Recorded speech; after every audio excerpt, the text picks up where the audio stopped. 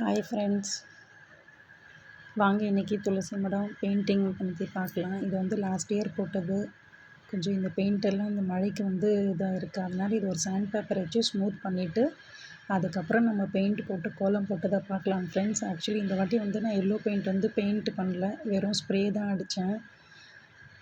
Spray அடிச்சுட்டு அதுக்கப்புறமா கோலம்லாம் வந்து ப்ரஷ் வச்சு தான் போட்டோம். கோலம்லாம் வந்து என் சின்ன டாக்டர் தான் போட்டிருந்தாங்க. அவங்க நல்லா போடுவாங்க. நான் போன வாட்டி இதெல்லாம் பண்ணது நான் தான். சரி, இந்த வாட்டி வந்து இந்த கீழே இருக்கிறதுக்கெலாம் வந்து கோலம் போடலான்னு க்ரீன் காம்பினேஷன் கொடுத்தேன் இந்த வாட்டி கொஞ்சம். பாருங்கள், கீழே வந்து ப்ளெயினு, மேலே இந்த தோரணம்லாம் போட்டது நான் தான். இந்த கீழே கோலம் போட்டதெல்லாம் வந்து என் டாக்டர் போட்டிருந்தாங்க. இது அரிசி மாவில் போட்டிருக்கோம். காலையில் எழுந்து நம்ம துளசி மரத்துக்கு தண்ணி ஊற்றி அந்த தரிசனம் பண்ணுறதே ரொம்ப பெரிய பாக்கியங்க. ஏன்னா வீட்டு முன்னாடியே இருக்குது, காலையில் ரொம்ப நல்லாயிருக்கும்.